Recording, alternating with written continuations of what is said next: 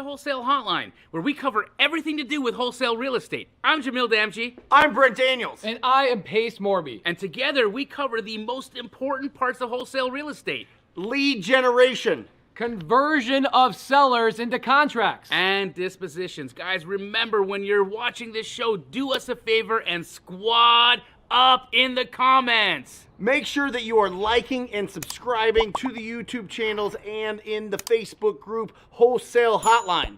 Most important, we want to know we're doing a great job for you and helping you build your business. So go give us a review on iTunes and or Spotify. So squad up and enjoy the show!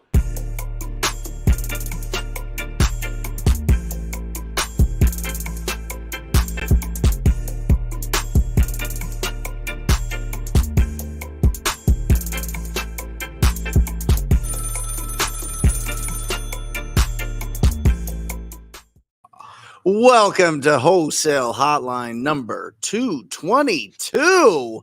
And we've got a awesome guest today, Henry Washington. How are you? I thought you were mentioning the knees behind Jerry. Yeah, there's some. Oh, hey, there we go. And another great guest. Sorry, it was timing. It was the comic in me. I had to do it. I had to do it. No, Brent. Let's really talk about who's here with us today. The host of Bigger Pockets, man. He's one of the best dudes in the entire game of real estate. Go ahead, please. How are you? Good to see you, Henry Washington. I'm great. Thank you for having me. This has been an amazing, 13, 12 hours that wasn't planned. Sure. And I get to hang out with my favorite people. So That's awesome. Awesome, man. Well, something exciting is happening tomorrow. Yeah. Is it tomorrow? Tomorrow. You want to tell everybody? Yeah. Tell them. My first published book is being officially released tomorrow. Come on. Let's go. Yeah. Tell us about it, Henry. What's happening in the book, my dog? It is great for a show like this. It's called Real Estate Deal Maker. It is where I have put all of my lessons, sauce, tea, juice. What else do people say? Mojo. Ragu, mojo into a book broken down into two parts. The two biggest problems real estate investors face, right? How to find deals. Yep. And then how to read books. For deals. Oh. Right. Yeah. Fair enough. Fair enough. I do audiobooks, so it's weird that I wrote one. Brent's face was like, what? I'm like, yeah, dude, most of the people that watch this don't want to read books and they don't want to get real estate licenses. They don't want to do this, but they have to. They've got to learn. They've got to learn. We all got to learn. I didn't read a book until I was like, I think 25 years old. I'm arguably the like same. A full book, start to front to back. Sure. Jamil, how's that possible? You're Indian. You probably had like a 4.0 GPA. I did, but I'm talking about real books, not chemistry books or physics books or anything like that. Like an actual book that will help your a book that will help your life. The organic chemistry textbook that I practically memorized has zero bearing in my life. Henry Washington's book on making deals is a game changer compared to my organic chemistry textbook. So 2 parts to the book. So how do we find deals? Well, talking to people. That's right. Extremely. Yes. It's funny when I explain in the book, I break it down. I'm like, look, this is the real estate marketing is all about one thing. You need to find a group of people who have equity in their home and motivation, a reason to sell at a discount. Yeah. And then get them on the phone with you, or you get on the phone with them. That's finding a deal. That's it. That is it. At its core. That's what we're trying to do. Yeah. And then I talk about all the many ways that you can do that. I talk about the ways that I love, talk about some ways that I've tried and didn't love, but I talk about the reasons why I didn't love them. It doesn't mean that that's not why somebody else shouldn't do it. Sure. Yep. I love it. Well, Jamil and I have this conversation all the time, right? Do you go after the people that can give you multiple deals like real estate agents and other investors, or do you go direct to seller? Yep. And we both build successful businesses using each approach, right? Absolutely. And so it just depends on how you want to structure your business. That's 100%. So how do you make that? How do you determine what is the best for you? That is a phenomenal question, Yes. Brent Daniels. It's funny, none of this is actually scripted, but you're asking me great questions about this. So look, I tell people in the book, if you want to, there's the book right there. That's We got the it one. up. Boom, That's the one. right there. if you want to get good at finding deals and you want to pick a strategy, because that's what people are like, what strategy should I use? Right? Because Jamil says the direct to seller is for the right. And I think he's literally said that exact quote. Yeah. In some sort of podcast. I think he calls it one moment. Jamil, did you say it like that? Honestly, did you say it like that? No, hold on. I did it like this. No, okay, so no. Here's the reality of it. Direct to seller is phenomenal, and I absolutely know that you're going to get the juiciest, biggest checks when you go direct to seller. The only part about direct to seller that's always rubbed me the wrong way, or at least didn't work for me, for the lazy man that's in my, that controls my brain, is the fact that you don't have a relationship there. Right. You do one deal with that person, they rarely have an additional house to sell you, and so you're climbing the mountain over and over and over and over and over and over again, and so that's difficult. But here's the reality that I've understood. There are specific markets and there's certain ways that you can harness direct to seller. Like right now, Brent, you are smashing it on pay-per-click. Yep. Henry Washington's direct mail and his direct to seller approach is undeniably fantastic. I mean, this guy has built an incredible business. I've hung out with Henry for the last couple of years. I mean, this guy's been at my house. I've literally see him and heard him on the phone closing deals with sellers while he's having breakfast with me, right? So like, do I know it works? Have I seen it work? Abso-frickin-lutely. And if there's somebody that you should listen to who understands that model better than anybody else, it's Henry Washington. And so I love the fact that he wrote this book, that he's giving his knowledge to other people, because there's a lot of ways to lose money in direct to seller, and then there's ways to make money in direct to seller. And Absolutely. Brent and Henry, you guys have figured out how to do that in a fantastic way. And so this is why I promote. I promote direct to seller the way that you guys are doing it. Yeah, and you said something that I say specifically in the book. Like when you're trying to pick, the cool part, real estate investing, there's like literally data on all of these strategies. Yep. They've been around for long enough that we can literally go on Google and figure out how much of any of these strategies do I need to do for it to work. So all we have to do is take an inventory, right? And that inventory is how much of the resource that it takes for me to find a deal do I have? And then pick the strategy that your resource fits, right? It costs you something to find deals. It either costs you time or it costs you money, right? Especially if you're going to do it in any sort of scale. And so I'm not saying you got to go spend money to find deals. You can spend no money. Yeah. But if you want it to be a sustainable resource, you got to spend time. And so you just need to be able to research how much of the resource does it take?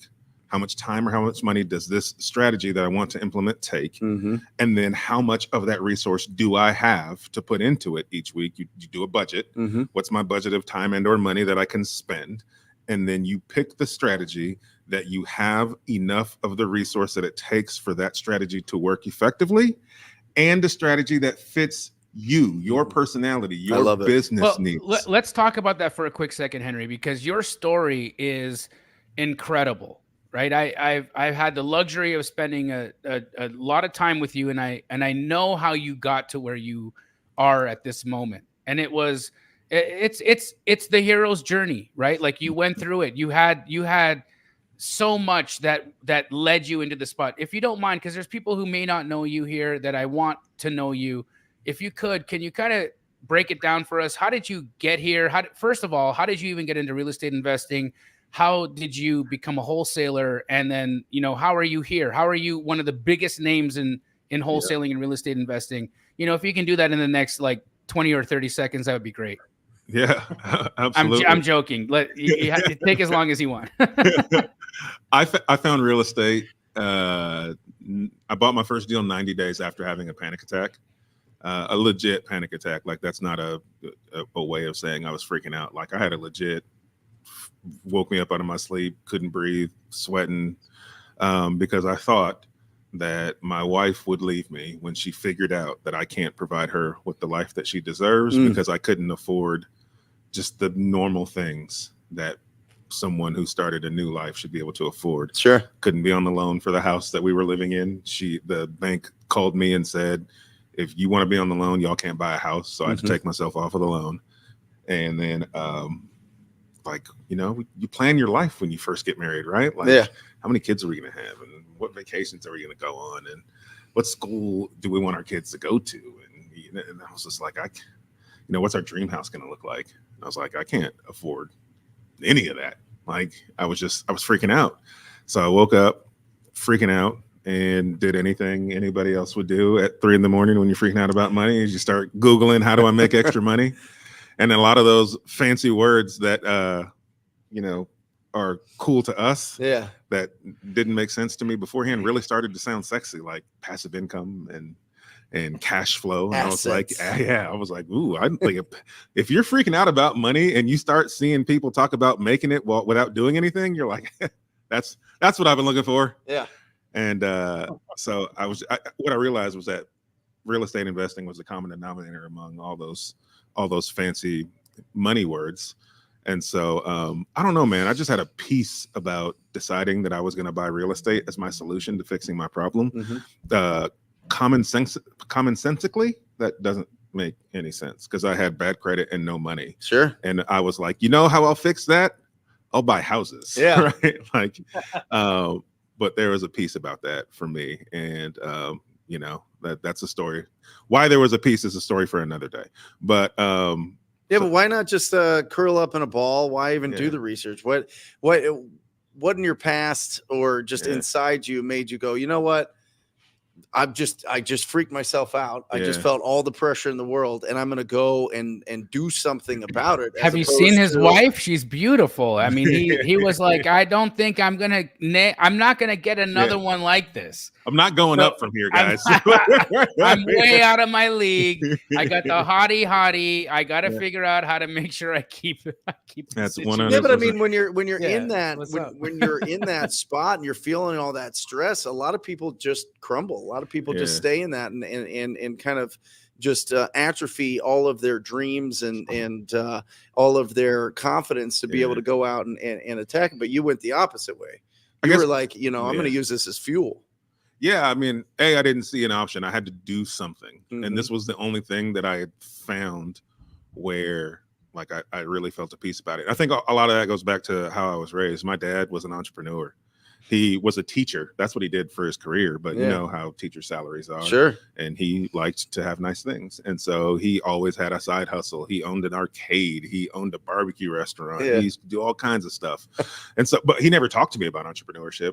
But I just saw him do it. Yeah. So when it was time for me to figure out how to go have a side hustle, like I never had a doubt that I could do it. I was raised around someone who did it. I think that played a big role into it. And then just the fact that like I knew I didn't want to feel like I felt that day when I knew I couldn't buy a house for my wife. I just didn't want to feel like that anymore. What year was it? 2017, early 2017. 7 years ago. Yeah. Now a millionaire. Yeah. Yeah, that's wild. Nuts. It's nuts. Now a published author. Yeah, published author. How many houses do you own, Henry? Oh man, we're like 130 some odd doors, and yeah, it's crazy. Yeah, it's crazy. So you went out, you did some research. What'd you do first? What'd you do to actually start? I like Jamil, building the experience.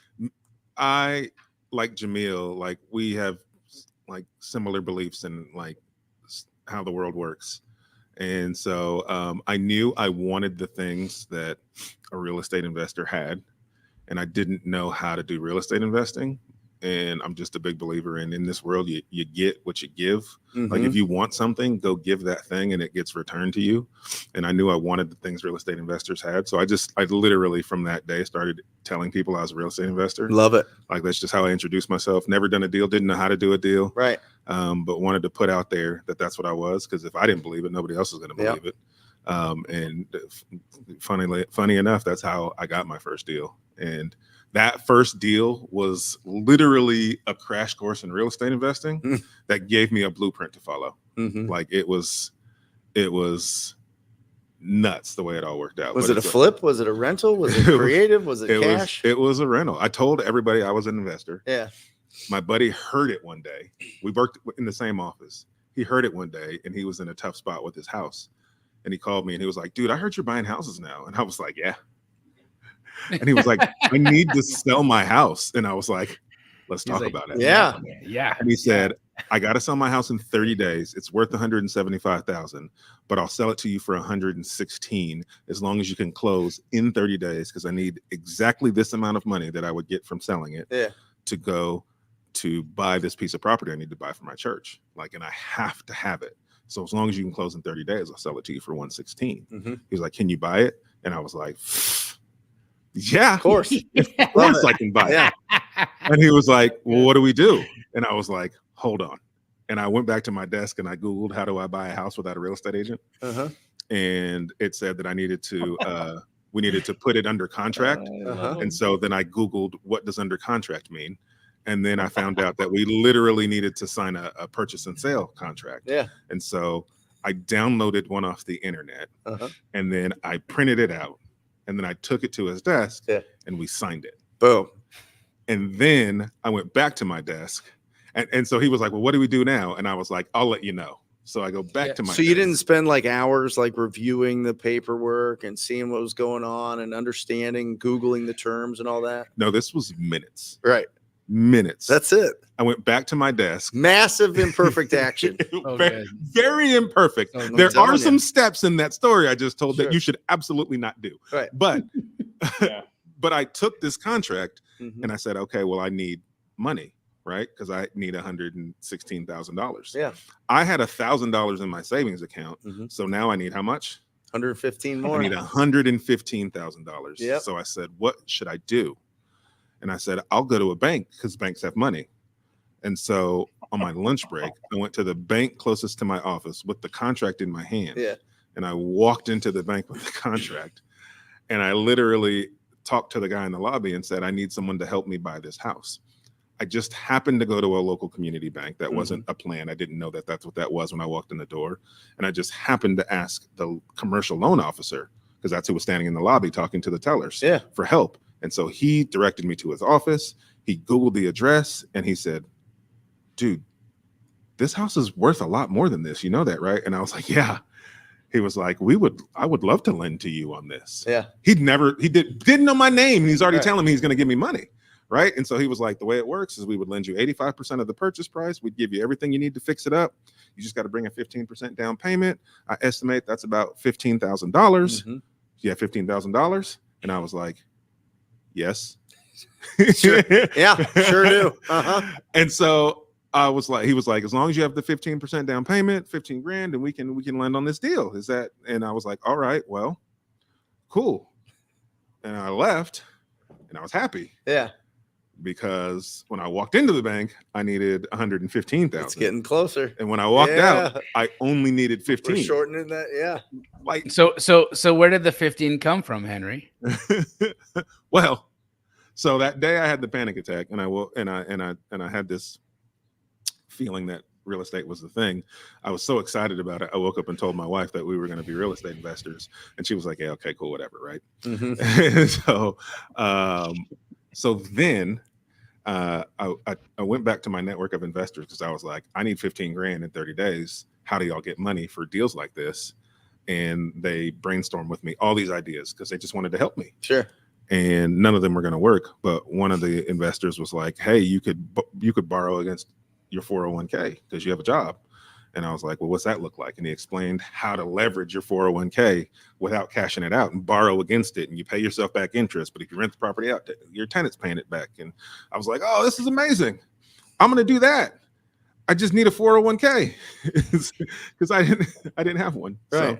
So, but my wife did. And so I got to go to her and say, remember when I said we were going to be real estate investors? Well, in order for us to do that, then we need to borrow 15 grand from your 401k. And she said, okay. Yeah. So we borrowed it from our 401k. We bought the house. We raised the rents. It started to cash flow. It paid for itself. It paid it back. And then the banker called me after we closed and said, you should take out a line of credit on the equity. And he like educated me. He was like, if you take out a line of credit on the equity and you go find more deals like this, I'll fund 85%. And then you can use this line of credit from this property as your 15% down payment, and you don't have to spend any of your own money. Then you can refinance out of those things if you want to keep them as a rental, or you can sell them as a flip. You pay back off the line of credit, and you can do this over and over again. And I was like, okay. So then I had access to $20-something thousand on a line of credit. And so now I had all the money for deals. I had to figure out, okay, well, if I've got the money for deals, the only thing stopping me from doing them is finding the deals. Yeah. And so that's when like the light bulb went off in my brain, and I started to study people like Brent Daniels, because I was like, who are the people in real estate who know how to find deals? Yeah. And so I studied every wholesaler that I could to figure out how you guys are finding deals. And then I figured out a way to get good at it. I love it. There's my Can you ring that bell, Brent? Just that let's go. The best, dude. That is like literally the most incredible story, Henry. And it truly just speaks to the fact that you have to show up for it first. Yeah. And then you've got to agree with yourself that this is what your identity is, which is why you kept saying yes. Yeah. And then you kept taking the next step, and the next step and the solution kept getting illuminated for you. That's it. Which is amazing. Hey, Jerry, is there more money or more deals out there?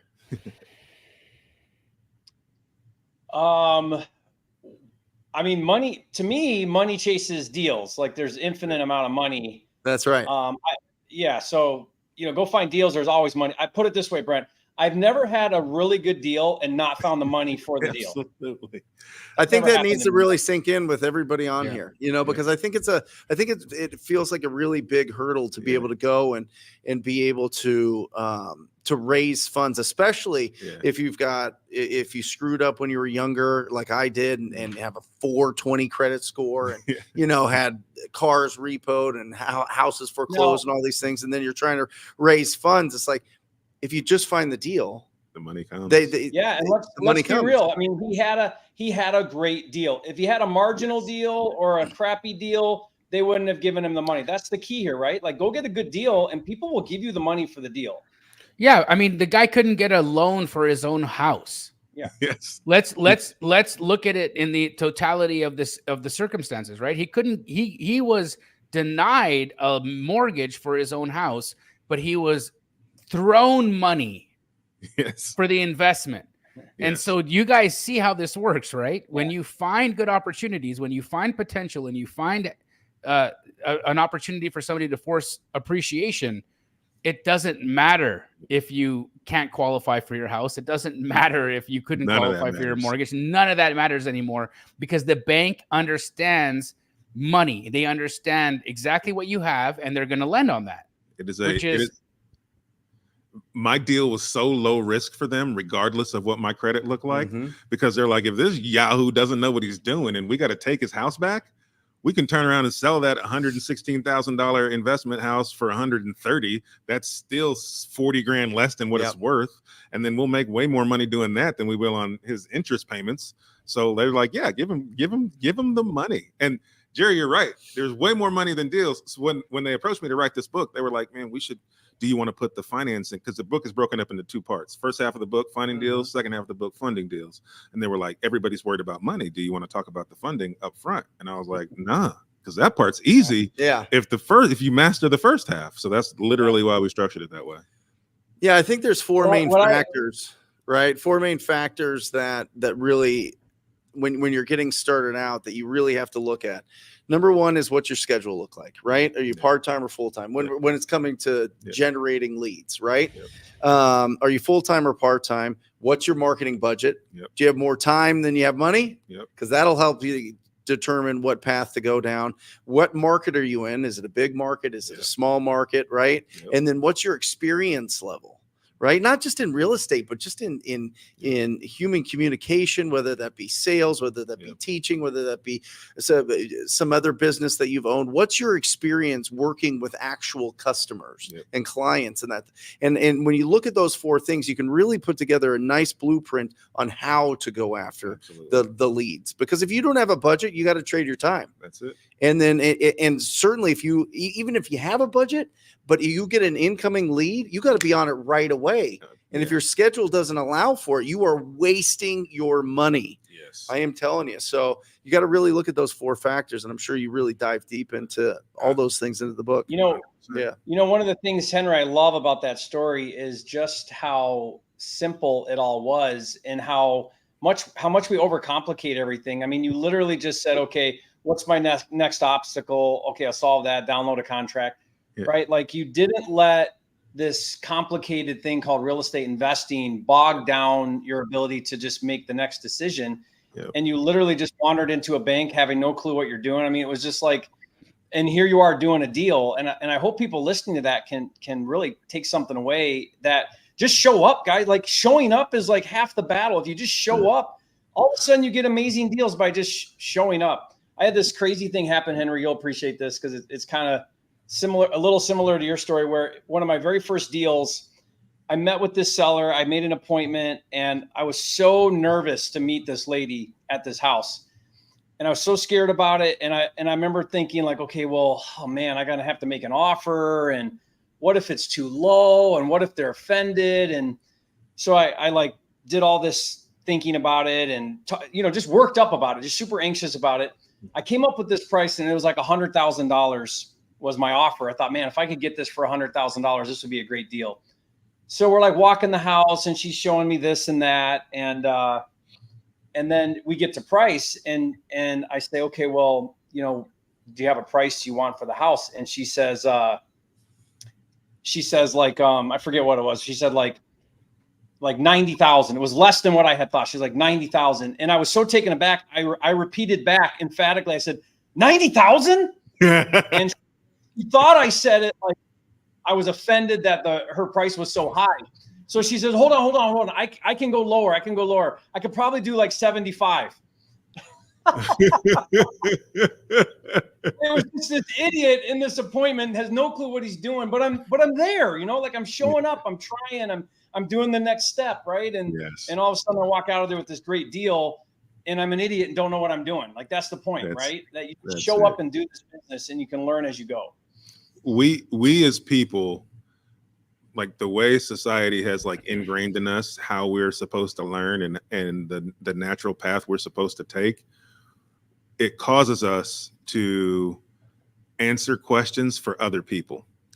And we will literally make a decision for somebody else about our wealth, right? Because if you look at the common sense of my situation, like if somebody calls me and says, hey, can you buy my house in 30 days? Common sense would say, well, bro, you got $1,000 in your savings account and you don't have great credit. You probably should tell this guy to go somewhere where somebody that can actually help him, right? That's what most people would have done, right? But I was so wrong. I didn't know what I didn't know. And so I didn't allow that common sense to get in the way. And we do that a lot. Like I'm sure you've all talked to people and they've been like, why aren't you investing yet? And they'll be like, man, I just got to get my ducks in a row. Like my debt to income ratio is just not good right now. What?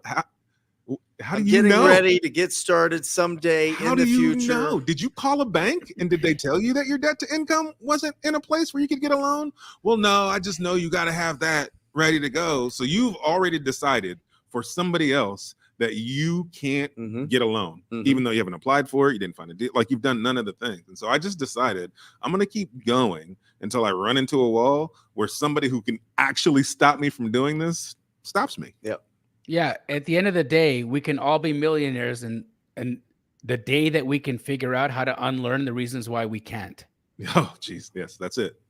That's the one sentence for the description I just gave, like 3 paragraphs of. Thanks, Jamil. But it's true.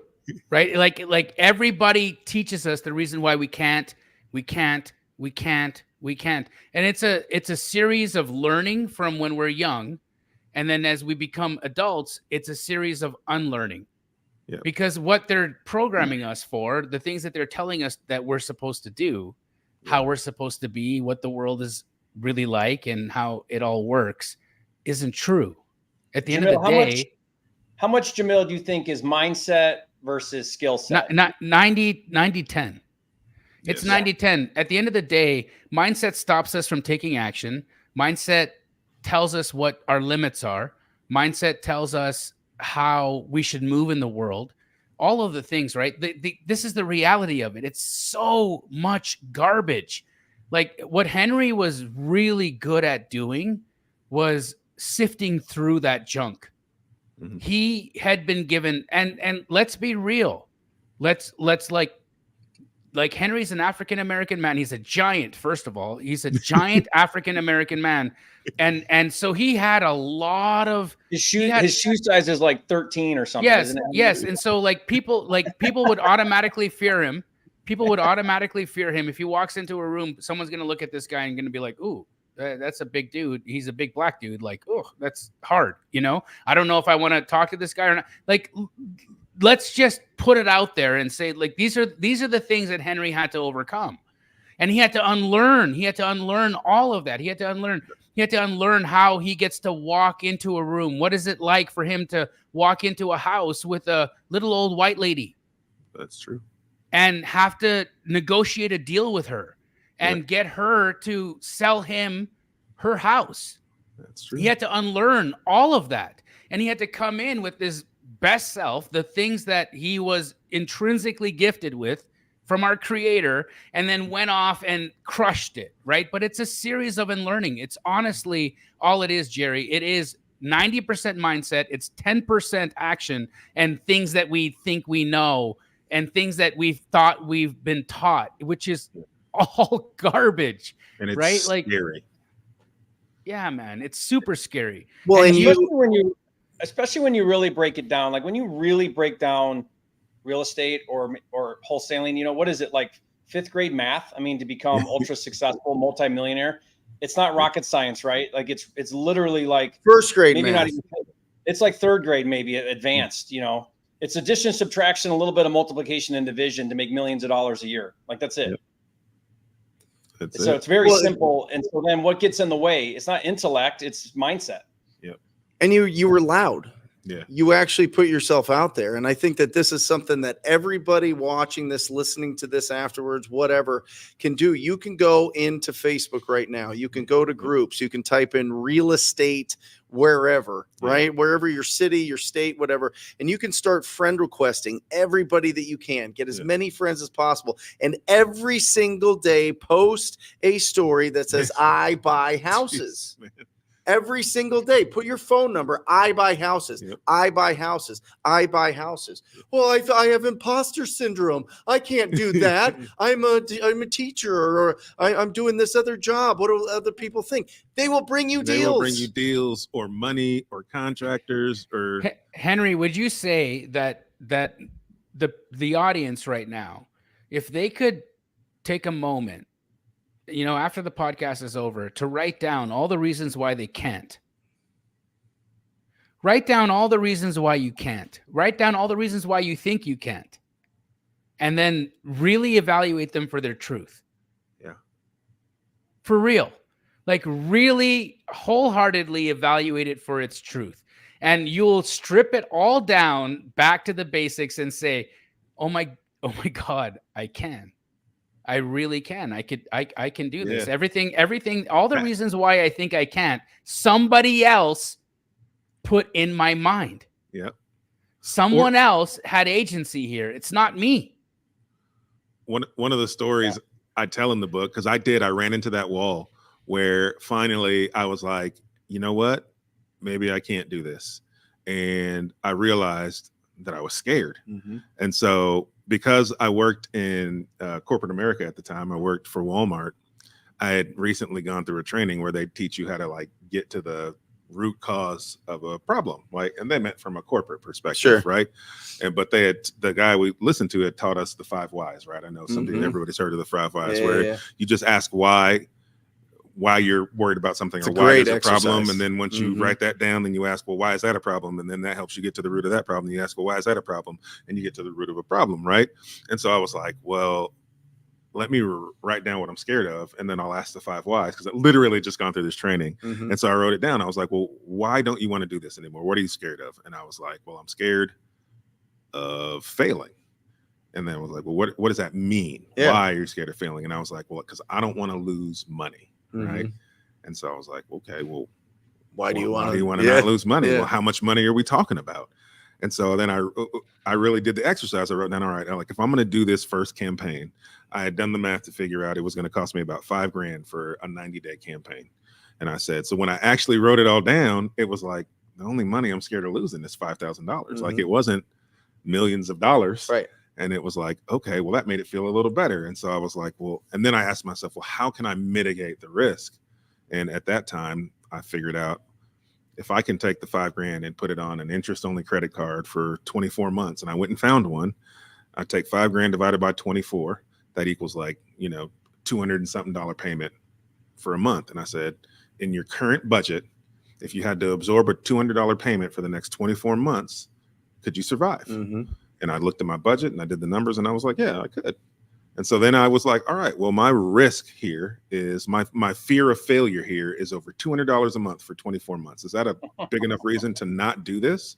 I was like, heck no. And then I felt better about it because I was like, I'm scared of nothing here. Yeah. Right. Yeah. But I didn't just say I'm scared and then run away. Like I figured out why I was scared. And so that's kind of what we teach people in the book is like, if you're scared, cool. Write down why you're scared, figure out what's that really means. And you're going to do one of two things. Either you're going to realize your fear was bullshit and you can go ahead, or you're going to realize, oh crap, my fear was legit, but you've literally written out a mitigation plan to help you solve that fear. So now you can actually start to do some things to get rid of that fear. But once I did that, I put that $5,000 on that credit card. I started that campaign and I went to town. Direct mail. Come on. Got 2 deals off that campaign. What'd you make? I made, yeah, absolutely. I made $5,000 off my very first assignment on that campaign, and then I bought a flip, and I made 70. 70? Yeah. Oh my gosh. Yeah. That's the best. I was gonna let $5,000 stop me. Right. How did it feel when that 70 grand hit your account? It was amazing. Breaks your brain. It was stupid. It breaks your brain. Yeah. That's why it was stupid. If you get 50K or more, I was making like $85,000 a year when I got that 70K flip. You're like, oh my gosh. Yeah. Yeah. Just breaks your brain. I love it. You know what's really interesting about Henry's story is it's not only incredibly relatable for everybody who's watching this right now, right? I'm watching the comments, and not only are people like truly inspired by what Henry's having to say, but everybody can see a little bit of themselves in Henry, right? I can see a little bit of myself in Henry. I'm sure everybody who's watching this right now can see, yeah, man, I've been there. I feel that, or I'm actually feeling this right now. Like right now, I'm in the clutches of the exact fear that Henry's talking about. And here he is talking about how he overcomes that. And it's through logic. It's through understanding, like, guys, this is literally just a game of pushing in action, doing specific duties and tasks and things, whether they be making phone calls, whether it be sending direct mail, whether it be putting out bandit signs, whatever that is, whatever your modality is of finding leads and outreaching to people. The fact is that at the end of the day, what Henry was able to do was overcome all of the programming and all of the things that naturally his brain was telling him he shouldn't do. And that's the uncomfortable part.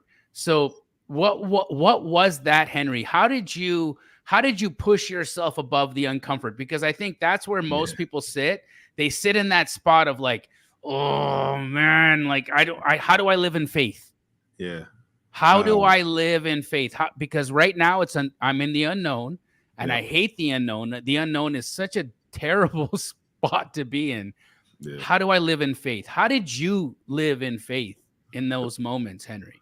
The first the first thing is my wife's support.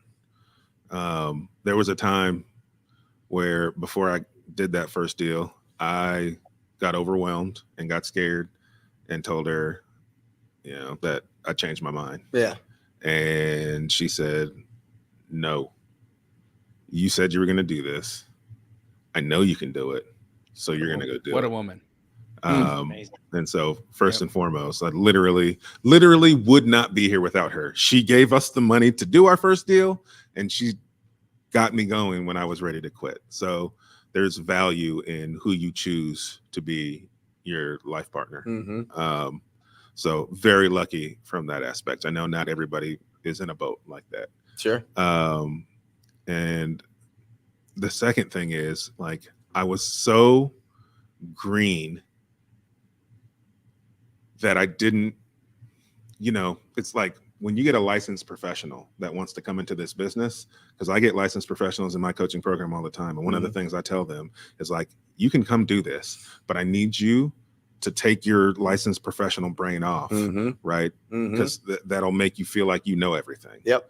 And you have to come into this business. Yeah, don't filter it through your own experience. Yes. Just do what I'm telling you to do. And because I didn't have the previous experience, I literally didn't know how to do it. Some of the things that I did that seemed silly to somebody who might be in the business, like, it didn't seem silly to me. I had to go figure it out. Well, there's something about being naive when you start. I see it all the time with acquisition managers. When they come in from other industries, they're just locking up deals left and right. And you're like, what is happening? They just do. They're like, well, you told me to go get it at 250. Right. You know what I mean? Like, right. Like, I tell this story a lot, but I interviewed a guy who bought like a 200-unit apartment building for his first deal. And when we asked him why he did that for his first deal, he said, I don't know. Everybody else around me was doing that. So that's what I did. Like, he didn't know that most people don't do that. Like, he just went and did it. So the limit wasn't there. And so because he didn't have that limit, he got to get there right away. That's it. We limit ourselves so much. Brent, you had mentioned earlier about imposter syndrome. And so I've got a teenager who's learning the business, and he's doing calls. And you have like 38 teenagers though, right? Yeah. One of the teenagers. Yeah. Just one. And he says to me, Dad, I feel really dumb. I feel like a phony when they are like asking me about experience and stuff. And I said, well, son, how many deals do you want to do this year? And he's like, man, I would love if I could do like 12 or 15. And I said, then say, I plan on doing 12 to 15 deals in the next year.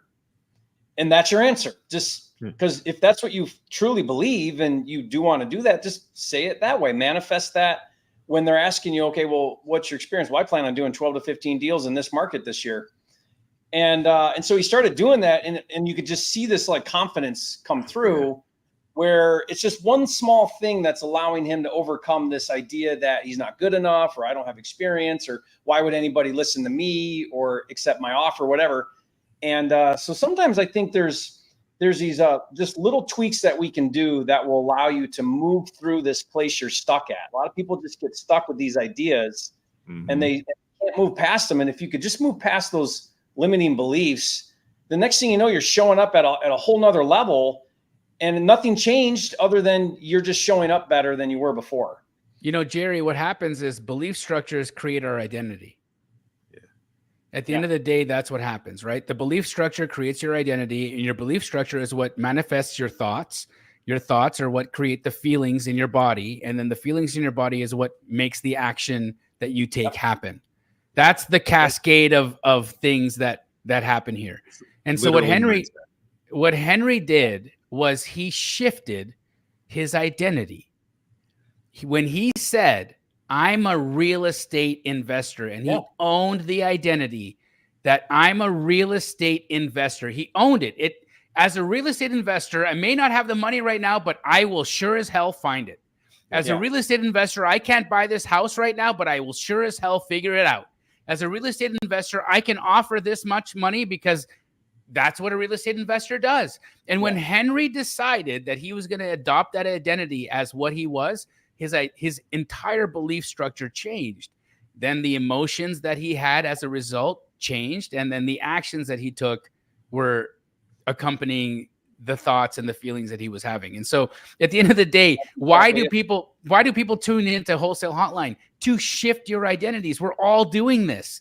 Yeah. And we have to have this. We got to have the inspiration. We got to have the motivation. We got to have the people. We got to have the support. We got to have the community. We need the squad up. We need the collaboration. We need all of this so that we can feel truly that we are this identity. And that's exactly what Henry did as a lone wolf, which was incredible, dude, because it's very rare that somebody gets to have the identity shift that you had alone. And what's really beautiful is you did this a while back where the communities that we see now didn't exist. Do you know how lucky we are? I know. Like everybody on this call, on this live, in the comments, we're all so lucky. And here's why. We all know that investing in real estate can help us. Otherwise, they wouldn't be here. And change our lives. We all know that. Right. And with any other industry, there's no other industry where we could literally say that literally everyone here, regardless of your situation, has everything they need right now to get a deal done. I don't have to know about your finances or your family situation, or I don't have to know none of that. I know already that everybody here has everything they need in order to go out and get a deal done, because real estate is so amazing. There's a million ways to go and do it.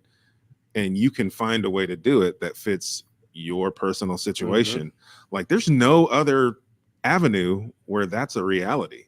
So we all get to choose that and we can change our lives.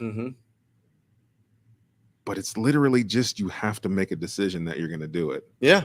And you can figure, like you can't just go, you know what? I have everything I need to invest in the stock market right now. Yeah. You don't. I have everything I need to invest in crypto right now. And Henry, let's also like be very explicit about the market that you're in. Yeah. You know, Henry's not in a market where people say or instinctively know that it's profitable, right? He's in Northwest frickin' Arkansas. Like Henry has become a multimillionaire in Northwest Arkansas. Yep. So he had all the reasons to tell himself, oh, my market is not good. There's not a lot of buying over here. It's like there's not a lot of money over here. It's whatever. It's Arkansas. The best thing that came out of Arkansas was Bill Clinton, and he sucks. You know, there's so many reasons that people could say that it's not possible, but none of those are what Henry attached to as reality, right? So Henry, like, what is that process? Like, how did you delineate between what you were seeing in reality in your life? You couldn't buy a house for your wife and your family. You were in this, again, I don't need to repeat it. You were in this situation, all of these things. How do you do that? Like, what is that piece? You had the wife, great support structure, somebody pushing you behind, but like, what did you have to tell yourself inside? Yeah. It's the same thing I realized when I decided that I was going to do this. It's because I just kept seeing stories of people building wealth with real estate. I kept seeing articles of people building wealth with real estate. I kept seeing YouTube videos of people talking about this. And I'm like, they're no more special than me. Yeah. Like before that night when I had the panic attack, I just assumed businesses and like super rich people owned real estate. Like I'd never dawned on me that like your next door neighbor might own 100 apartment units. Like I never had to think about it like that. But when I started to see that, I'm like, dude, if everyone has figured this out, like it's the same thing everybody else on this show right now can realize. Like just a dude who bought a house, right? Like anyone can do this. And I just thought, I'm going to figure it out, because if all these people figured it out, it has to be doable. Yeah. It has to be doable. And I just leaned on that when things got tough. And I don't know, maybe it's a pride thing that like I wasn't going to allow myself to fail. Did you have a moment with Jessica? Because I know your wife, right? Like we're friends. And so like I'm close with the family. But was there a moment where there was maybe a disbelief there, because I'm sure there's people watching this right now where they've got significant others in their world, and their significant other is like, dude, come on, man, like what are we doing here? Like you're taking money out of the 401k, you're doing this, you're doing that. How did you overcome that? And like, what was the grace that was needed, and what was the conversation that happens between a husband and a wife that gets you guys on the same page, that allows you to do the things that you were able to accomplish? That's a fantastic question. Yes. For me, when I woke up that morning and started going down this path, one of the first things I did was I read Rich Dad Poor Dad by chance, by the way. Like, I didn't know that was the book. Like, the Bible. I didn't know. Like, so what happened was when I woke up, I was like, who can I talk to that knows about real estate investing so I can figure out, like, somebody point me in a direction. And I had a girl that sat next to me at work, and I knew she was in commercial real estate on the side. And so I told her, and she was like, yes, you should do this. And she literally brought me a box of books. Awesome. And she was like, pick one and read it. And if you read it, then I'll help you.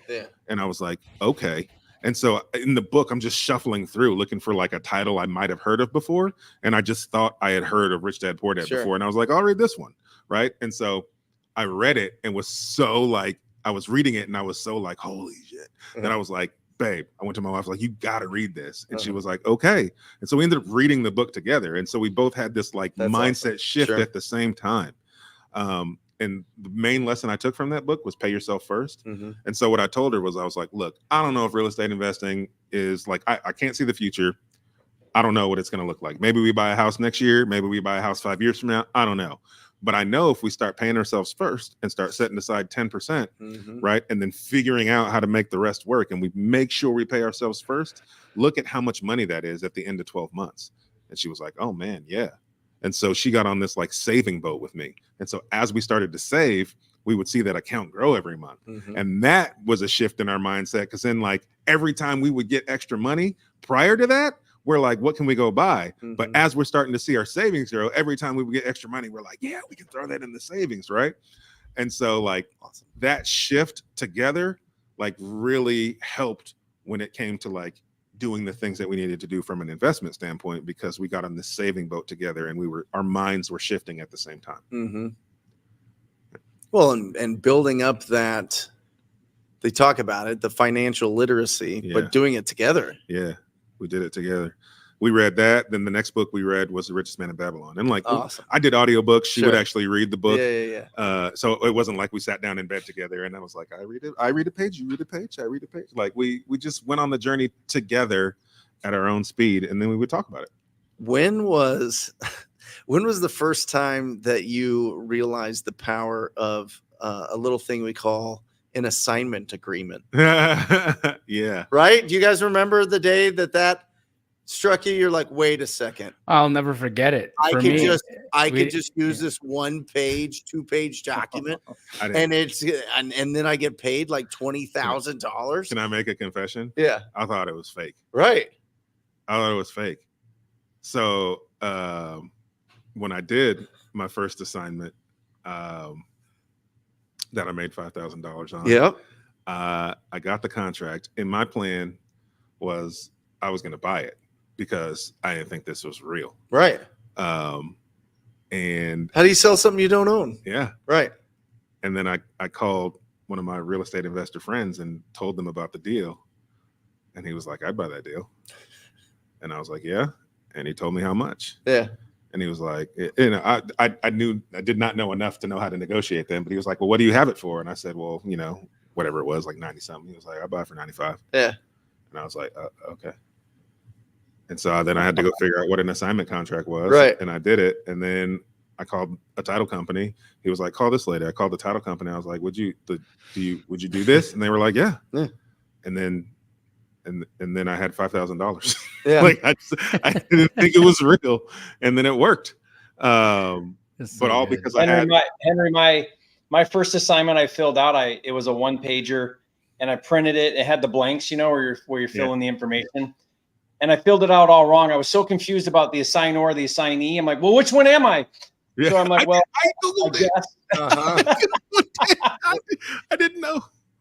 And my buyer's like, you idiot, you got this backwards. Yes. So he crosses it out, fixes it. He's like, initial right here. He's like rolling his eyes at me like, oh my gosh, how am I in this place with this guy?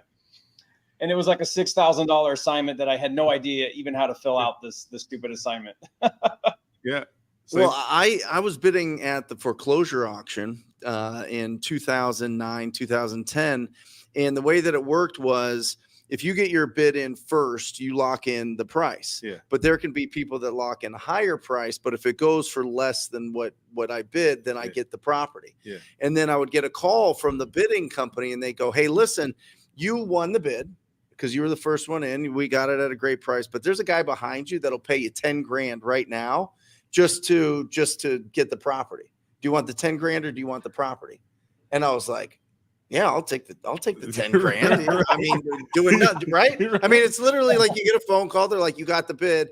Do you want 10 grand or you want, yeah, I'll do that. So when I started out, that was the mentality that I had was like, okay, I'm going to go find these deals because the auction dried out. Yeah. So I'm going to go find these deals, but I bet there's people that'll bid higher than me behind me. I just got to go find those people that'll do that.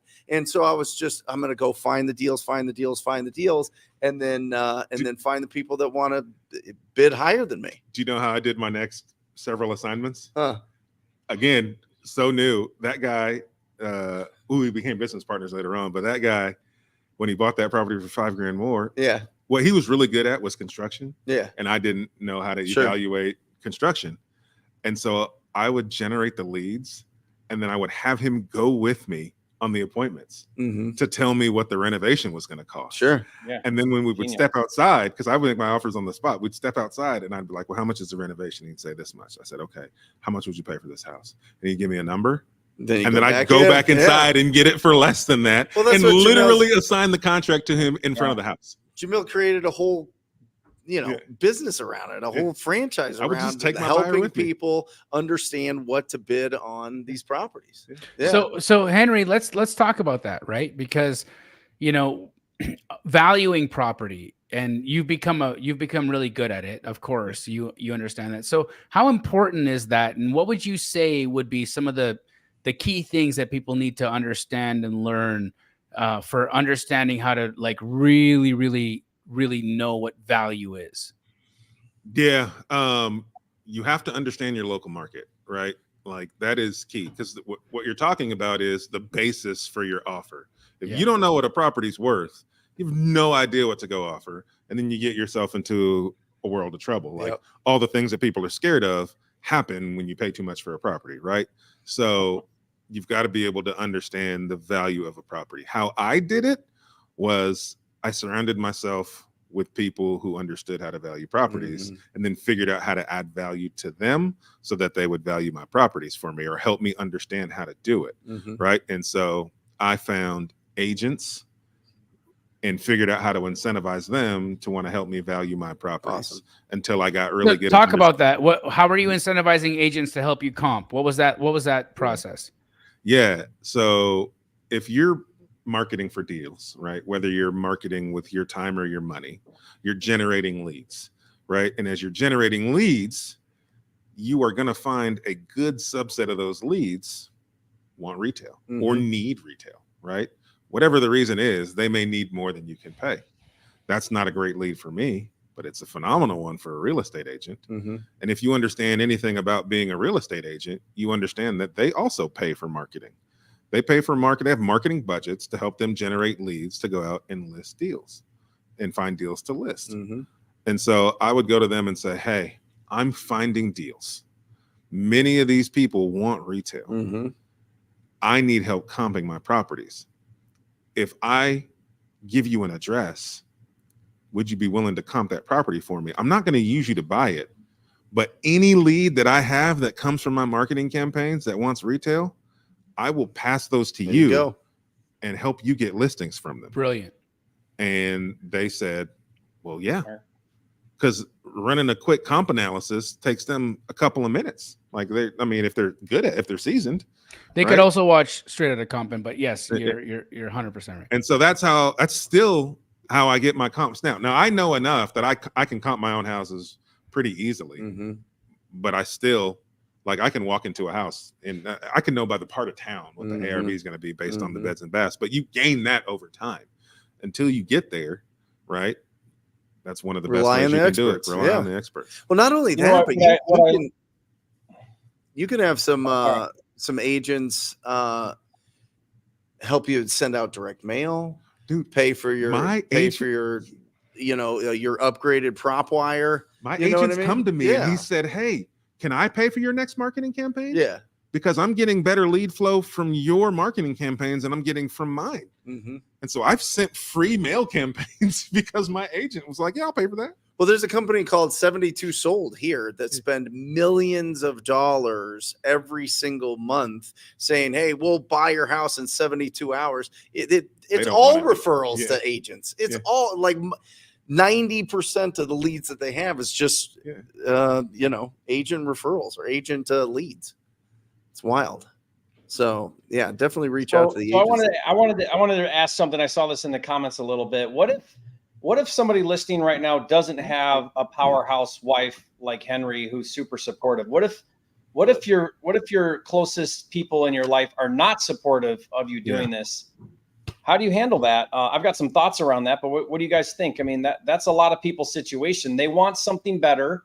They've identified real estate as that vehicle to get there. It's scary. It's walking in the dark. There's some risk, right? There's a commitment to it. What do you do when you don't have a spouse that's supportive of that?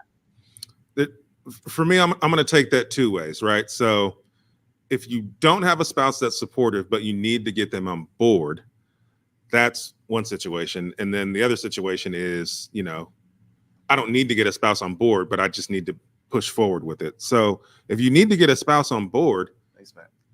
I've just learned you have to, there's a couple of things. Typically, if somebody's not on board, there's some level of broken trust somewhere. I don't want to get too deep, right? But if you're saying, hey, I want to go do this thing for us and our family, and they're not on board with it, typically there might be some level of broken trust in there. And that doesn't mean like infidelity. It could just mean that like maybe too many times you've said you're going to, go rake the leaves in the backyard, and it's 6 months later and the seasons are changing and the leaves never got raked, right? Like when you make promises like that and don't deliver over time, like people start to doubt, right? Yeah. And so I would say if that's a problem that you're facing, take a serious evaluation of you. Are you doing the things you say you're going to do consistently with the person that you want to have your back in this situation? And if the answer, like if you can truly look back and say no, well, then the first way to get them on board is you need to start showing up in the way that your spouse needs you to show up for them with the small things over and over again and start to rebuild some of that trust. And it's not like you got to go sit down and have a conversation and say, hey, honey, I'm going to start rebuilding trust from day one. Because she might not even realize that that's what's happening, right? Like you just got to go start doing those things, right? Doing the things you say you're going to do consistently. And as you start to do that, you'll start to realize that as her bucket gets filled from you delivering on what you say, that the support will just start to be there. So you're saying, Henry, that the reason why our spouses don't trust us is because we aren't even showing up on the small things. Like we're literally dropping the ball in like the little stuff in life. Yeah. And then when we drop the ball in the little stuff in life, then how are we not going to drop the ball in the bigger stuff in life? So how we do one thing is how we do everything. That's right. And that's reality. That's truly reality. So you have to take the moment to give yourself a self-appraisal. You gotta, you as anybody listening to this right now, you absolutely have to be honest with yourself. You gotta tell yourself the truth every day. How am I showing up for my family? How am I showing up in my life? How am I showing up for myself? How do I show up for the people that I work for? If you have a W-2 job, what am I doing? Am I in integrity on a day-to-day basis? And if I'm not in integrity on a day-to-day basis, then what are the ways that I can start to create that level of integrity? Because here's the deal, guys. And I mean this, right? It's true. if you're not in integrity with yourself right now in the small things, it doesn't matter if you want to start this wholesaling venture and you're deciding, oh, hey, I'm in integrity right now.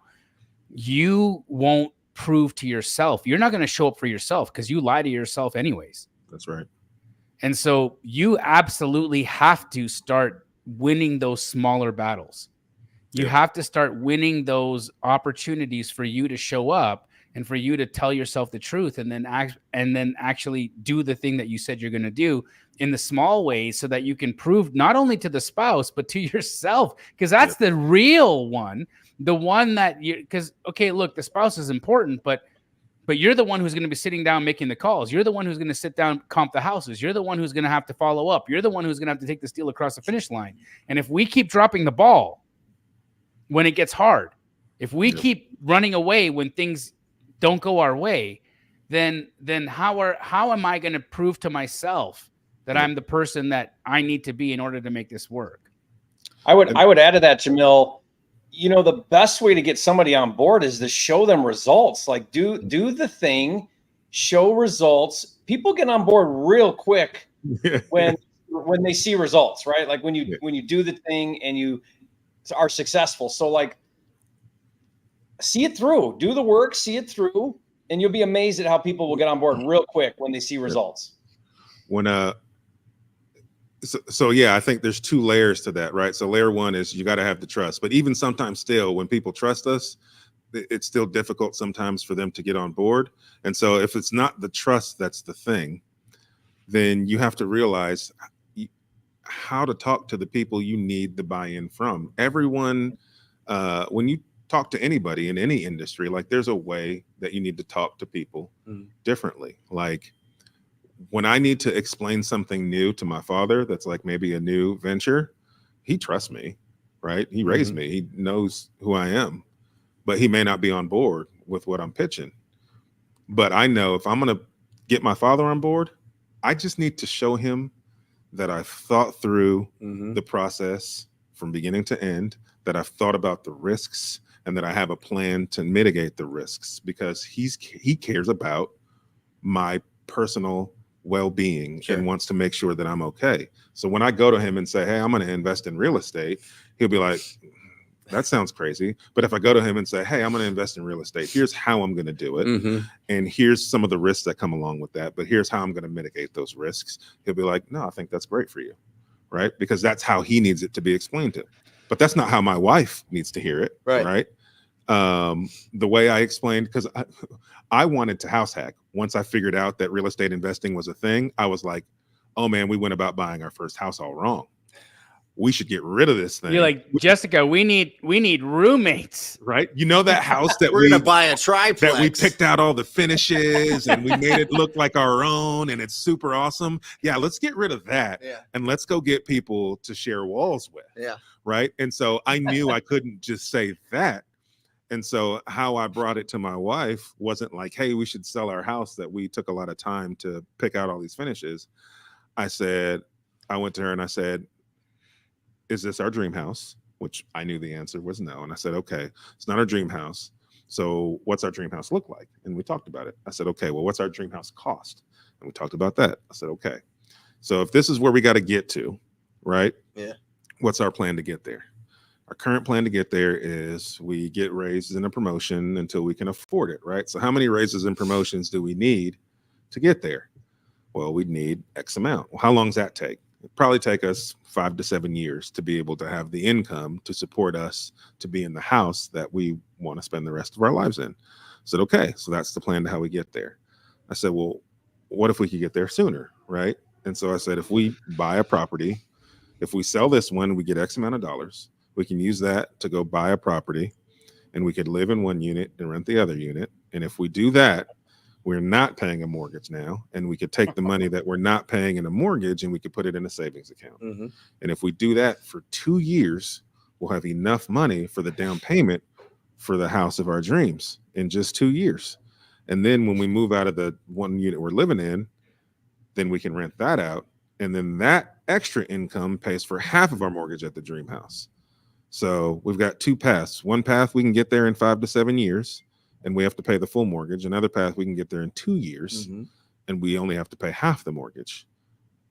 Does this sound like something you want to do? And she was like, yeah, we should do that for sure. We sold our house in a minute, right? Like you have to understand how to talk to the people who you need to listen. Like you got to speak to them in their language, not yours. Yeah. What I was excited about with real estate investing was not what she was excited about with real estate investing. Like, well, what was she excited about, Henry? Like, what was the things that sold her on that journey? Safety and security. Yes. And what I was pitching was I could get us safer and more secure, faster going this route than the route we were currently on. That's what she needed to hear. Awesome. That's good. So what is with this, how long did this take you to write? Oh, God, like a year. It sucks. It sucks so much. It's so bad, dude. It sucks so much. Oh, I did it. It was the worst thing. People ask, they're like, it takes I was writing a book. I was like, it's terrible. It was one of the hardest things I've ever done in business. Right. Yeah. And then people are like, will you write another one? Absolutely. I'll absolutely write another one. Sure. What's the goal? With the book? Yeah. With this particular book? Yeah. If somebody reads it, what should they get out of it? Okay. That's a different question. Right. Got it. Not your goal with like how many and no, it's not even that. Has nothing to do with my goal for the book. The goal for the book is it's going to teach you all of the ways that you can use to find deals. And then it's going to teach you all of the ways that you can use to find the money for the deals. I see financing as tools in the tool belt, right? And I want people to be fundamentally sound real estate investors. Sure. If you're going to be fundamentally sound, you have to understand what are all the tools and in what situations do I use the tools, right? And so I want people to pick the financing that fits the deal and their financial situation. Where those two things intersect, that's the financing you should use. And what most investors do is they learn one or two ways to finance deals, and they go out there with those two hammers, and they're hammering every deal with one of those two hammers and trying to get a deal to the closing table. But that financing may not be the best for that deal. Sure. And your financial situation. I've heard so many people say, I want to buy this house. It's a great deal. And they're out there and they're applying for conventional loans. And I'm like, well, do you have 25% down payment? No. Well, why are you using that loan? That's all they know to use, right? So you got to understand what are all the tools in the tool belt? How do I utilize those tools effectively to take care of this? What are some of the tools that people can expect to learn about in your book, Henry?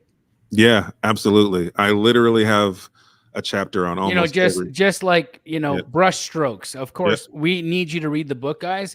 If you haven't realized already, we're putting the link to the book in the chat. So Henry's going to give you the brush strokes of what those tools are. But if you could, enlighten us. Absolutely. So I have a whole chapter on, we talk about conventional financing and what deals make sense for that loan and what deals don't make sense for that loan. We have a whole chapter on DSCR and non-QM loans. Same thing. What deals make sense for those loans? What deals don't make sense for those loans? We have a section on owner financing, and we have a section on private money. We have a section on small local banks. We have a section on HELOCs. How to use those, what it makes sense for, what it doesn't make sense for. And then at the end, the last couple of chapters are like where I teach you how to piece together multiple types of those loans to take down deals if you want to do a deal with no money. I'm not saying you have to do deals with no money, but if you want to, here's the ways that you can piece some of these things together to take deals down. So it's kind of like deal structuring with some of the financing and literal examples from like deals that I'm doing currently or have done in the past. So it's a pretty comprehensive chapter because you need to know all of these things, and then you go use the tool that makes the most sense for your deal, right? Like owner financing sounds great until you're buying a house that needs $100,000 renovation. Like owner ain't gonna give you $100,000. Now you got to go find $100,000 unsecured. That's can be done, but is it the easiest thing for a brand new investor to do? Maybe not. So maybe that's not the best financing you should use. Right? Like it just depends on your deal. So what I want with the book is for people to become fundamentally sound real estate investors so that you can now look at all of these strategies and know this is the best way that Brent needs to go find a deal because this is the budget that Brent has of time and money. And this is Brent's skill set. You love talking to people, like you can go knock on doors. That's great. I was never going to be a door knocker. Like I wasn't going to lie to myself and say, I'm just going to overcome my fears and I'm going to knock 20 doors today. Like it ain't in me. Like I'm not that guy. I'm black in Arkansas. You have to lose everything right. and get sued a bunch, and then right. You'll right. get to the doors. So the strategy that I picked fits me, who I am, and I have the budget for. So it will teach you how to be fundamentally sound. It will teach you how to pick the strategy that works best for you. Love it. And then the financing that works best for you, and you'll be able to go take down deals like a rock star, man. Guys, get the book, biggerpockets.com/deals book. Deals book. Comes out tomorrow. But you know what I really want out of a book? Like me, what I want out of it? Yeah. I just want my kids to be able to walk into a library or a bookstore somewhere anywhere in the country and be able to grab a book that daddy wrote. Like that's awesome. Yeah. And let me tell you, Henry, they don't care.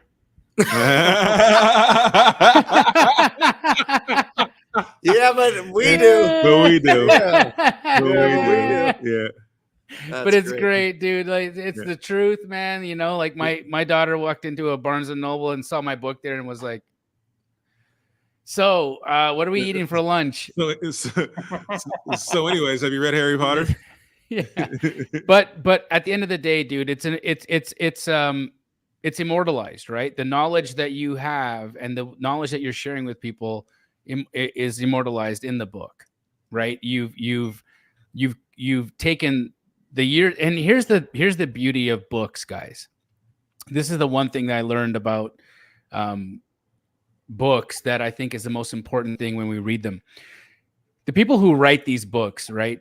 It takes them typically 10, sometimes 15, sometimes 20 years to gain all of the knowledge that they condense into like 250 to 300 pages. Yep.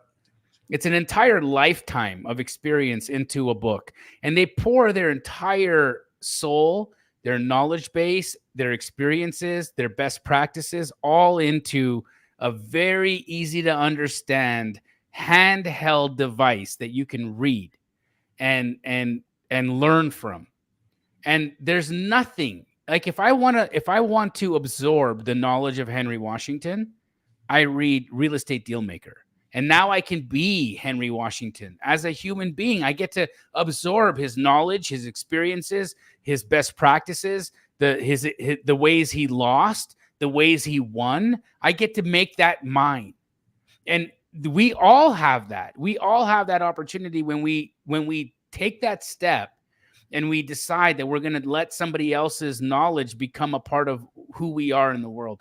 And so that's why I think books are so important. Like what you've done here, Henry, is, over the 10 years now or however long that you've been doing this, in your experience, you've now condensed that. How many pages are your book? Like 250 pages? Yep. Yeah. So in 250 pages, you get to understand and learn how Henry Washington became who he is as a real estate investor. And guys, like it might take you a week, 2 weeks to learn that, right? And read it. But that right there, you will gain his whole life experience in a matter of a week. It's like spending 8 hours with you. WTF. That is totally so cool. Focused on it's that. So cool. Like somebody flies in to Arkansas and is just meeting with you for 8 hours, and you're just looking them in the eyes and giving them everything that they need. That's the time that you spend reading books. You know what I mean? And even if you're reading 5 or 10 pages, Yeah. What's for that, Jerry? $15. For $15. Yeah, for $15, I get to absorb all of the knowledge of Henry Washington for $15. Such cheap. I don't learn from reading. Everybody learns from reading. Knock it off. Right. It's so crazy. It's so crazy to me why people don't do this. Like why do people not want to absorb that? Like, why would you ever say to yourself, look, I even want to read the books that give me the alternate, right? The things that I shouldn't do. Yes. I want to know the whole freaking perspective. Yes. Let me see it all. I want to see it all so I can get to pick and choose what resonates with me, what doesn't resonate with me, what fits my lifestyle, what doesn't fit my lifestyle. Look, we're not all Henry Washington. We're not all Jerry Norton. We're not all Brent Daniels. We're not all Pace Morby. We're not all Jamil Damji. We're not. But there's a little bit of Henry Washington in you. There's a little bit of Brent Daniels in you. there's a little bit of Jamil Damji, Jerry Norton, and Pace Morby in you. And if you can take all those pieces and you can find that aspect of your personality that is you, and you can harness that through the knowledge that Henry, Jamil, Jerry, Brent, and Pace get to put on those pages, you now get to take all of that and become whoever the heck you are. And that you're going to be able to go write your own book. At one time, you're going to say, I got to learn from Henry. I got to learn from Jerry. I got to learn from Brent. I got to learn from Pace. And now I've taken all of these experiences and all of this knowledge. And now I've gone and taken myself on to the next level. That, my friends, is why we read. That's why we do this. That's why we do this. I feel like we need amazing, man. That's it. It's amazing. It's flipping amazing, man. Like when we were in, elementary, middle school, they should have taught us that. They should have told us, look, you get to ingest the life experience of this person when you read this book. Mm-hmm. Honor that. It's amazing. Butterflies in the sky. I can go twice as high. There we go. Come on. Guys, check out the book, biggerpockets.com/deals book. Deals book comes out tomorrow. Absolutely incredible. How's business 2024? It's amazing, man. It's been what's working? Nuts, man. Real quick, if you order the book today, it comes with pre-order bonuses, which is like live Zoom classes I'm going to do with everybody who pre-ordered it. If you order it tomorrow, you just get the book. So you should go get it like before midnight so that you can get free classes with me. Awesome. What's working right now, dude? Pay-per-click is killing it for me right now. I know it. It's nuts right now. Pay-per-click's the best. Pay-per-click is killing it right now. The best. Mail's working too. The mail's just always been like my steady racehorse. But like pay-per-click has been like my last 4 or 5 deals have been pay-per-click rock stars, man. My last 30 deals. Yeah. It's been bananas. Jerry, how about you? But the world right now doesn't like direct mails. Yeah, don't do that. Yeah, that's a terrible idea. Yeah, don't do it. Yeah, save it for me and Brent. Yeah. It's fine. Yeah. What do I got going on, or what's working for me? What's working for you, brother? PPC. Yeah, we're doing a lot of PPC. I mean, I like to do a little bit of everything. So I got my fingers in a lot, and I just adjust the budgets based on the market and what's working in that market. So I kind of want to always have my feelers in the stuff. So like even direct mail, I'll still do direct mail, but it might be like really low, 500 pieces or something, just to keep it going and just to stay, in the marketing channels. Who do you send it to, Jerry? Who do we send to? Yeah, your direct mail. Again, I mean, I'm going to try all the different lists. We're just gonna rotate through and try different lists and see what's working, what sticks. I love mixing. We are doing some. I was going to say we are doing some PPL right now too. We're trying that out with a couple different services to see, if we can convert those a little better than PPC. So, yeah. I've tried one PPL service. I need to try a different one. I didn't have a good experience. Mail with calls. Yeah, because I'll mail the same list that I'm calling because some people don't want to look at their mail, but they'll answer the phone, and some people want to answer the phone, but they'll look at their mail. Yep. And I've got leads both ways where I've been mailing and they didn't respond to mail, called them, got a deal, and vice versa, where I'd been calling and they give me the runaround, but I sent them some mail. Are you doing more flips or more wholesale? Yeah, more flips. I rarely wholesale now. I close on everything. Why? In my market, it's gray. And I just can close. Yeah. So I just don't. What, a signings? They're trying to shut it down? Yeah. So in Arkansas, the way the way it works is you can assign a contract for anything, and real estate, cars, whatever. Like contract, that's contract law. You're allowed to assign a contract. What gets people in trouble in Arkansas is the board of realtors says if you don't have the intent to close, the intent and the means. So if they can prove you don't have the intent to close nor the means to close, people are getting in trouble and they're smacking you with a $5,000 fine for every violation that they find. And then the other part that gets people in trouble is marketing a deal for sale without a license.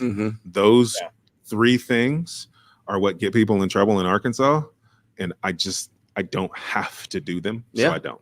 Yeah, I'll hold tail all day. Like if I don't put them on the MLS, or I'll put something under contract, and I do. I signed a contract maybe about 5 or 6 months ago, right? But I already know who I'm going to assign it to. Like I only have one guy who I'll typically call if my plate gets too full, and I'll call him. His name's Juan. I'll call Juan. I'll be like, hey, Juan, I got one over here if you want to go take a look at it. And then Juan will go take a look at it, and then he'll tell me what he wants to pay for it. And then I'll assign it to Juan. But if Juan doesn't buy it, I'm buying it, right? Like, so I don't fit those buckets anymore. So I'll close on most. How big's your team? I've got 1 AM and me. And a project manager to manage my flips. Awesome. Amazing. That's it. Awesome. You know what I'm really pissed off about right now? What really grinds your gears, Jamil? It's Wholesale Hotline 222. Yeah. And where is Mr. Deuces? Yeah. Oh, I didn't even think about that. It is the Wholesale Hotline. I mean, I was last week when we were at 221, I was like, oh, I can't wait till 222. Because, Pace is going to have probably fireworks. He's going to, have a face tattoo, something. He's going to, how Pace is. He's just like, he's going to make it crazy. It's Wholesale Hotline 222. It's the subject to Wholesale Hotline. Yeah. So everybody go, not right now, but at some point, let Pace know we missed him tonight. Absolutely missed him. I can tell you he's out being a dad right now. He picked his girls up and you know what? At the end of the day, he always knows what's more important. He does. He does. He knows. He always knows what's more important. He knows it's his family, and he's teaching me that all the time. He's one of the greatest teachers for me in my life. He's taught me a million things, and he continues to do that. So beautiful, man. Can I tell everybody how amazing you guys are? Yes, please. You guys are, I don't know, man. It's just so cool to have such kind, giving people and supportive people in your life. This wasn't planned, for those of you who don't know. Yeah. I woke up this morning and had no idea I'd be here right now. But you guys are here helping me, because talking about my book obviously helps my book launch. The book obviously is going to help your listeners, but you didn't have to do this. How long ago did you find out that I was going to be here? When did we text? Maybe a couple hours ago? Yeah. I was pumped. Yeah. Yeah, we all were. Everybody was pumped. We were like, "Yeah, amazing! They were like, Let's go!" Come and do this in the studio, and let me help you. And so I say that for everybody that's listening, like, that should let you know that you can trust the things that these folks are telling you, because they didn't have to help me. They could have did anything else that might have benefited them more than helping me right now, but they decided to just change their plan and help me. And if they're willing to do that for me, they're doing that for you guys. And they're trying to put information out, not because they want to pad their pockets. They're doing it because they want to help you. These are good people trying to help people change their lives. And so, I don't know, man, if you're on the fence about doing anything, or you've ever questioned something you're learning from these guys just want to help you. And I can attest to that, because they didn't have to do this for me. It was easy. Thank you. You're the best. We love it. You really are. And I'm really excited for the book. I really am. That's going to be absolutely incredible. Likewise. Thank you very much. And so everybody in the audience should be excited about the book and get the book, especially with the fact that whatever it is, I don't even know what the cost of the book is, but you get. Here's what I'm going to do. Zooms with you. I mean, come on. Here's what I'm going to do, because we know that the book launch has private Zooms attached to it. So you got to buy it today in order for you to get the private Zooms with Henry. So there's hundreds of people watching this right now. And I don't know how many of you are going to get it fast enough to make it work. So I'm going to personally, I'm going to buy 20 of these books Me too. And I'm going to give them out. Listen, I'm going to buy 20 of these books for people. Okay. Now, if you don't have the money, this is only for those that don't have the money to buy. If you have the money to buy this book, if I look at your Instagram and I see you driving a Mercedes, I'm gonna put you on my stories and call you all the names. Okay. I'm gonna buy 20 of these books for people right now who need it. So here's what you got to do. Okay. In your social media, you have to put Henry Washington's, you got to put the link to Henry Washington's book. That's biggerpockets.com/what? Deals book. Deals book. Okay. You got to share it on all your social medias. Okay. You've got to follow Henry. You got to DM Henry. Okay. And then DM me. And I will send you a copy of the book. And I don't know, here's the thing. What I would really want, here's what I really want. As I want all of you who buy the book today, here's the real gift. Here's the real gift. For those of you who can't afford the book, 20 of you get it. But for those of you who buy the book, okay, you buy the book, you send Henry and I a screenshot of you buying the book. Henry and I are going to do a Zoom with you. We're going to personally coach you for a couple of hours on real estate investing. Done. Easy peasy. You send Henry and I a screenshot of your purchase of the book right now. Henry and I are going to do a Zoom with you. We're going to talk to you. We're going to help you guys on whatever you guys need. Maybe we'll talk Brent and Jerry and Pace to come and join that Zoom. I'm sure they're all going to want to join it, and we're going to answer your questions directly. You don't get that. That's like hundreds of thousands of dollars in value, guys. If you're sitting on the fence right now and be like, I'm not going to spend this $15, you're dumb. Stop it. Done. Easy. You guys are. I'm buying it right now. Amazing. Brent's literally buying it right now. Yeah. You guys are. There's no catch, David. This Spinos. There's no catch. Okay. That's what it is. Cry. Don't make me cry on this podcast. Get the book, and we're all gonna kick it together, and we're all gonna make it. We're all gonna have a great Zoom. We're all gonna talk about how to get your deals done. All right. The link is in the chat right now.